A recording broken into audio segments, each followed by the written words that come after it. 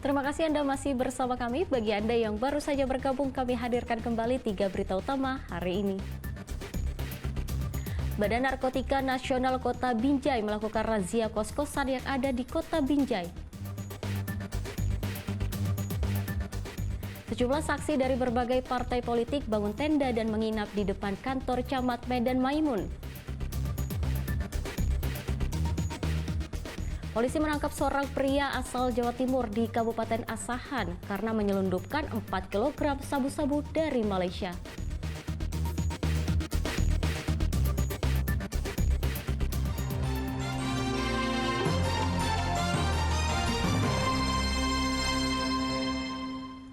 Tim patroli Lanal Tanjung Balai Asahan menangkap seorang pria asal Jawa Timur karena menyelundupkan 4 kg sabu dari Malaysia ke Tanjung Balai.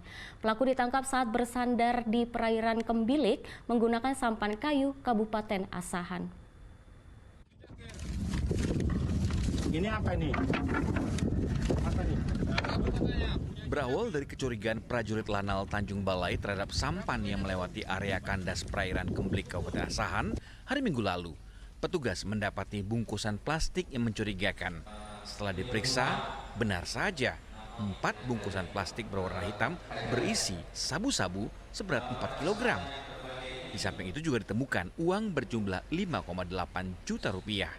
316 ringgit Malaysia, serta KTP dan paspor atas nama pelaku.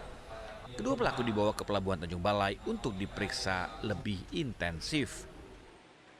Kemungkinan setelah kita dalami, memang yang pelaku ini, tersangka ini hanya sekedar kurir. Jadi di Malaysia ini sudah ada yang menyiapkan dan di Tanjung Balai pun sudah ada yang menerima. Dan untuk modus peredarannya masih kita dalami. Dari hasil interogasi sementara, pelaku berangkat ke Malaysia melalui jalur resmi. Namun, pulang ke Indonesia melalui jalur ilegal, melintasi perairan dan dermaga tikus demi menyelundupkan narkoba. Sedianya sabu-sabu yang diperoleh dari Malaysia itu akan diserahkan ke pemesannya di Madura, Jawa Timur. Pengiriman atau bertugas sebagai kurir ini dengan iming-iming 50 juta per bungkus. Jadi kurang lebih sekitar 200 juta apabila barang ini sudah sampai ke tempat. Demikian. Informasi yang didalami, jadi dari Malaysia ini tugasnya hanya sampai ke Tanjung Balai, namun apabila barang sampai ke tujuan, kemungkinan besar ke Madura nanti akan dilaksanakan pembayaran. Pelaku beserta barang bukti diserahkan ke Badan Narkotika Nasional Provinsi atau BNNP Sumatera Utara untuk diproses hukum lebih lanjut. Saya kabar ya Bang. Tutelo Lubis melaporkan dari Tanjung Balai. Kita ke informasi berikutnya, karena diduga tidak terima dengan banyaknya limbah jagung yang berterbangan dan masuk ke dalam rumah warga, puluhan mama menggeruduk pabrik jagung di Kabupaten Deli Serdang.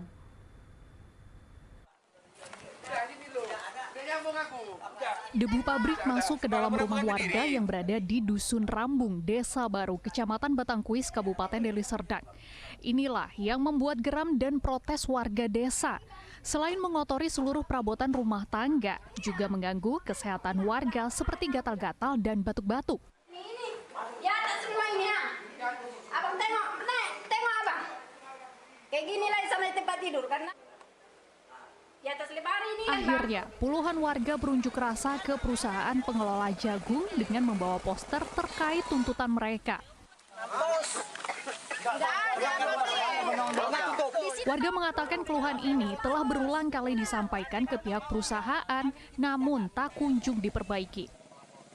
Abunya di rumah kami, Bang. Jadi polusi udara semua banyak sama.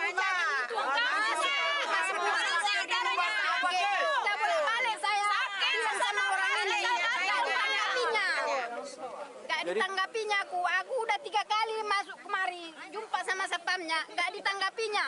Tutup aja pabriknya. Itu masuk semua ke kamar, ke apa semua, sofa-sofa habis semua. Apa yang masuk? Abu-abu apa? Abu jagung, semua lah asap. Ini sudah dirasakan masyarakat di sini tuh sejak kapan, Bu? 3 bulan. 3 bulan. Sementara pihak perusahaan mengatakan pihaknya akan memperbaiki limbah yang telah membuat pencemaran udara di wilayah ini. Secara teknis pernah kita atasi, tapi kurang sempurna berakibat muncul lagi. Dan ini kita akan komit dengan tuntutan masyarakat harus sesempurna mungkin dan tidak akan mengganggu masyarakat lagi. Ada beberapa poin tuntutan ini yang bisa kita realisasi segera. Contoh, sementara ditutup dulu, kita penuhi. Ini demi kebaikan semua. Jadi ada tuntutan-tuntutan lain juga. Ada di antara tuntutan ini kami harus koordinasi dengan pemerintah. Kami kan tidak mau melampaui kewenangan kami. Di mana kami punya izin, tentu hal-hal lain harus kami koordinasikan ke pemerintah. Tapi tanggung jawab kami yang langsung ke masyarakat sudah kami respon. Kami bersedia untuk segera menanggulangi penyebab keluhan-keluhan tadi dan menunggu itu selesai, kami upayakan agar ini tidak beroperasi dulu. Sebelum tuntutan warga dipenuhi, warga tetap memblokir aktivitas pabrik dengan memasang tenda di depan pintu masuk. Muhammad Hamdani melaporkan dari Deli Serdang. Ya, masih untuk usaha bisnis. Kali ini kami mengajak Anda melihat usaha pembuatan kon es krim atau biasa disebut contong es krim. Salah satunya dihasilkan industri rumahan di Desa Medan Senembah, Kabupaten Deli Serdang. Usaha pembuatan kon es krim ini meraup keuntungan jutaan rupiah per bulannya.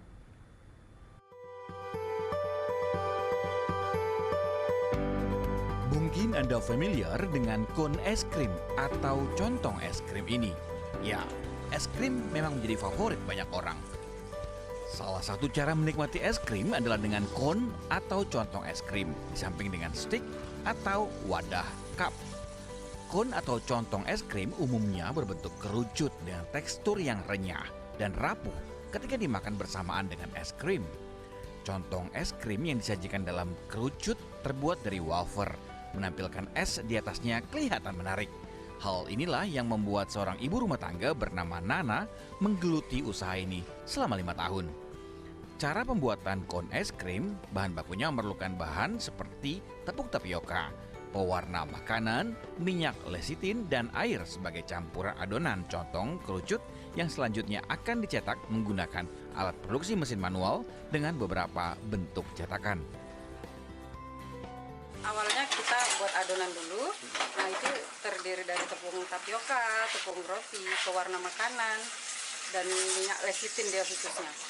Nah, itu kemudian kita kasih air dengan takaran tertentu lah supaya cantik hasilnya, supaya nggak ada yang tipis, nggak ada yang tebal, dia rata.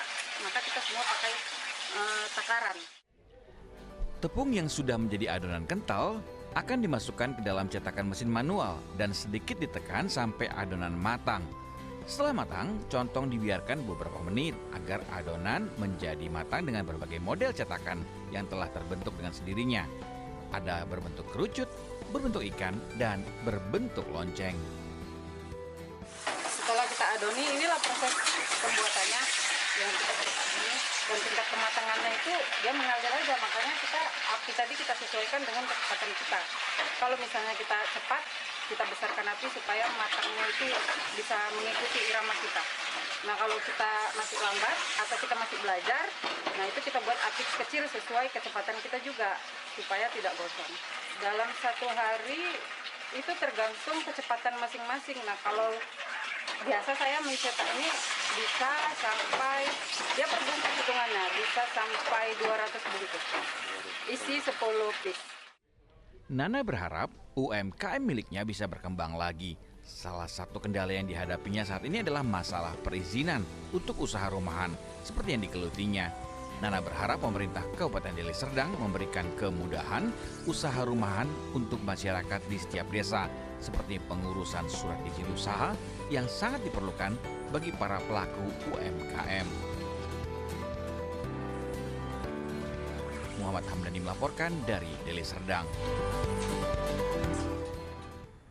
Ya, laporan tersebut mengakhiri berita Medan hari ini. Saya Tetrika Putri berterima kasih atas perhatian dan kebersamaan Anda. Selamat beraktivitas dan sampai jumpa.